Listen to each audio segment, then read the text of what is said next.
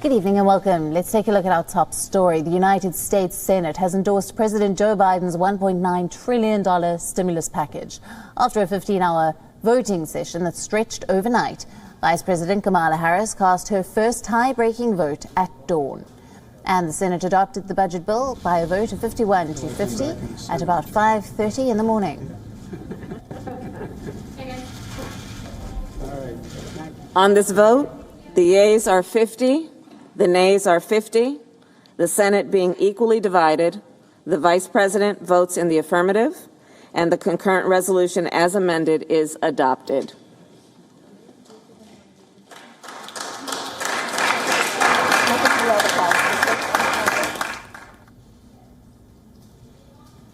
In what is termed as a vote-a-rama, the marathon session included a series of 800 tricky amendments attached to the budget plan. Despite amendments, the President Biden's plan stayed largely intact as Democrats moved forward. The resolution will go next to the House of Representatives, where Democrats do not require Republican support to approve the bill. A final vote by the House is expected within hours. While the measure does not have the force of law, the action paves the way for the next step in the budget reconciliation process, and with the budget resolution nearly complete, now Congress can turn in earnest to writing Biden's expansive pandemic relief proposal into law. This law can be pushed through the Senate without Republican support if necessary. Now, this process can take weeks, with the Democrats eyeing mid-March as the deadline for the final passage of the relief legislation. Middle of March is the time when the enhanced unemployment benefits will expire if Congress doesn't act first.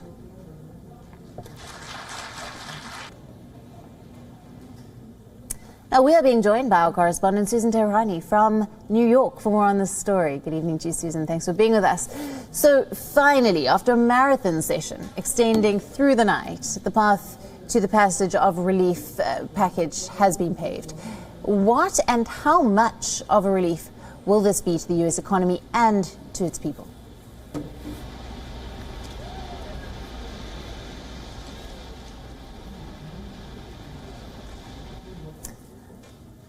Right, I think we've lost Susan. We will try to get her back. We are speaking about the historic $1.9 trillion relief stimulus package that has been passed through in the United States Senate.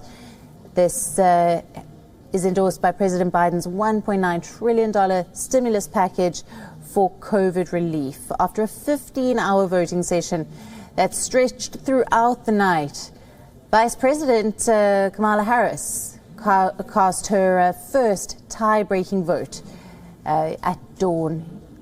And the Senate has adopted the budget bill, then by a vote of 51 to 50.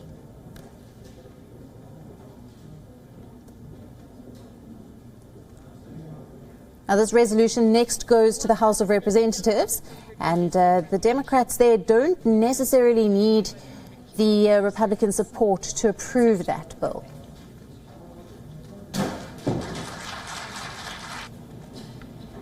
Now, we are expecting a final vote by the House in hours, and this measure does not yet have the force of law, but the action does pave the way for the next step in this budget reconciliation process. And with this budget resolution nearly complete, Congress can now turn in earnest to writing the expansive pandemic relief proposal into law.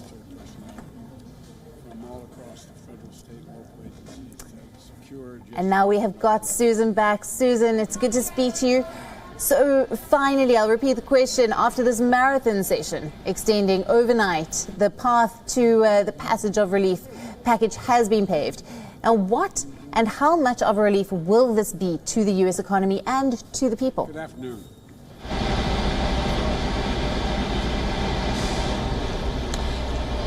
This is definitely something that the majority of Americans have been looking forward to.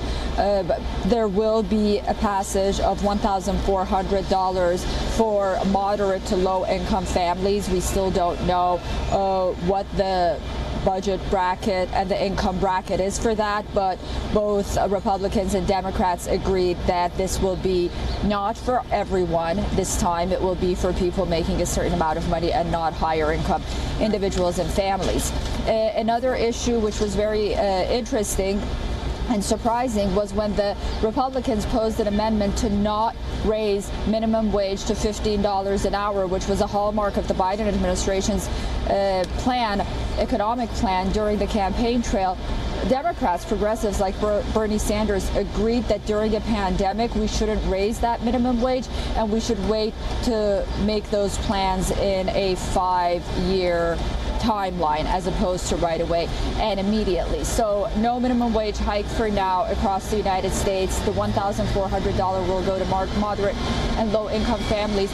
And then the Republicans also took this opportunity to try to move forward some political issues that they had concerns with that had little to do with the coronavirus. For example, calling on the Biden administration and the Democrats to pass a bill on not to halt the construction of the Keystone Pipeline, which, if you may remember, was proposed as an executive order by Joe Biden because of his climate issue concerns. But the result of that would have been many Americans in that industry losing their jobs. So that's not going to be halted for now either.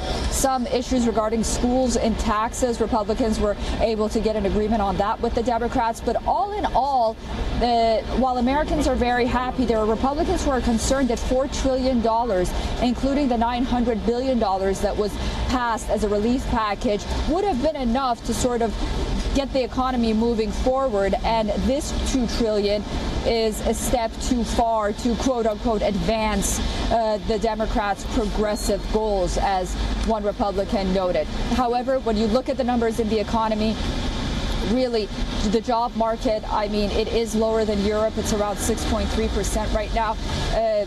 Europe is above 10%, but still for the United States, the economy is really flattened. Are feeling the brunt of what's happening with the COVID closures first and foremost. Right. And Susan, then what, in your opinion and your view, remains the most pressing challenge in economy for the Biden administration, and why? Good afternoon. Yeah, absolutely. It'll be the jobs, Allison, you know, especially small businesses across the country in states like California and New York, who have essentially remained closed throughout the pandemic. Despite CDC guidelines, they've been overcautious, and many argue that these are big states in the country. They're coastal states. The service industry in these states really thrived the economy. Restaurant industries, hospitality industries, jobs in consumer markets like retail and face-to-face interactions. Small stores like hairdressers and barbershops, you know, those are the jobs and the segment of the economy that needs reviving in order for America to get back on track. And, you know, it's interesting that we just had a job report coming out, and while there are modest gains, unemployment is lower. It's not where we should have been at this time, considering the fact that a lot of women right now have lost their jobs because or aren't going to work because they have to take care of their children, because there's remote learning, the schools aren't open, and then there are those that basically just stop looking for work and are relying on unemployment benefits until they see what happens and until the economies in their bracket reopens. Again, job numbers very tricky. Some of the people who went back to work were overqualified but accepted lower wage jobs. So, you know, these are the issues that the Biden administration will have to deal with. But if there's one concern for everyone, is the over-reliance on government and the lack of jobs for Americans to go to work and have an earning and an income on their own. Because, as you know, the more reliance on government, the higher the taxes are going to be for everyone, despite the fact that some might argue it's only for the higher echelon of the society. No, the entire United States is going to face that brunt. So I think that'll be Biden's biggest challenge moving forward coming out of this pandemic. Right. Susan, thank you very much for bringing us all those details in that report. WION now available in your country. Download the app now. Get all the news on the move.